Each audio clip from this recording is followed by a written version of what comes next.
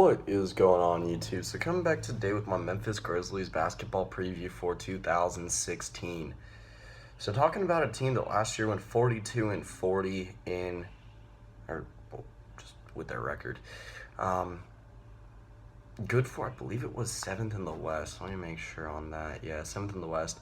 Just ahead of Houston, pretty much tied with Dallas, but Dallas ended up getting the 6th seed. So let's start with the first of my two X factors, and I'm going to start with staying healthy. So this was a problem for pretty much their entire starting lineup last year. Conley had a little bit of health issues. Marc Gasol had some big health issues, and one of their biggest new signings, Chandler Parsons, has had some major health issues in the past as well. So that's just an obvious one, and that's going to be a big one for the Grizzlies to be successful this year. Next one is finding offense. So I don't think it's going to be a huge problem because Chandler Parsons has shown in the past that he's very gifted on the offensive end of the floor. Marc Gasol, when he's playing like himself, has shown that he's also a very gifted player on the offensive end of the floor. Randolph can also work in the paint as well. It's just a matter of them finding it consistently because this is a team that's going to be better on the defensive end of the floor than the offensive. There's no doubt in my mind. So, key players.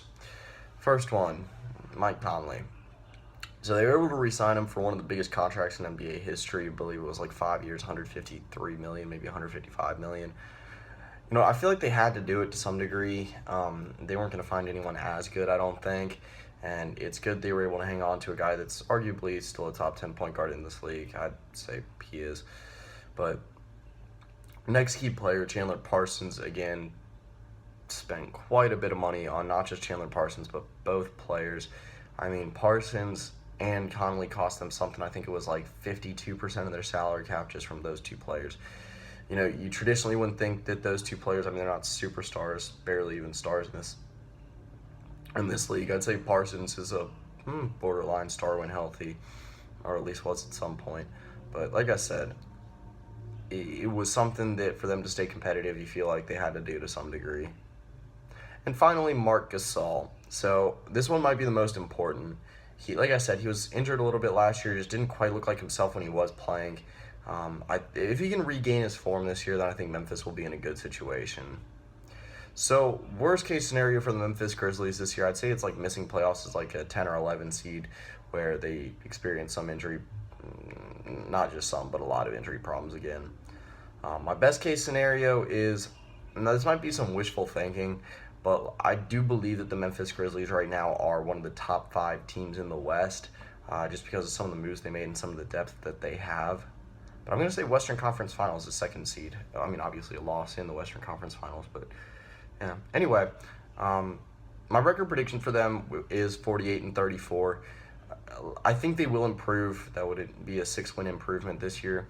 I'd expect anywhere from a 4 to 8 win improvement this year for the Grizzlies. Like I said, I expect them to be around the 5 to 6 seed this year in the Western Conference. So just a couple things I didn't point out. I really did like the Grizzlies draft haul this year. Between getting Wade Baldwin and Deontay Davis, just a tremendous draft haul in my mind. Wade Baldwin had a very good summer league, and Deontay Davis, I believe, should have been a lottery pick. So the fact they were able to get him in the 2nd round was a big pickup, and they also got Wayne Selden to add some more depth. I believe they also picked up Jeff Green, so even more depth to be added there. So like I said, that'll pretty much do it for this video. Later today, I'll be coming back with my Houston Rockets preview, so I've been jumping back into my previews, which finally need to happen. But anyway, that's pretty much it. So yeah.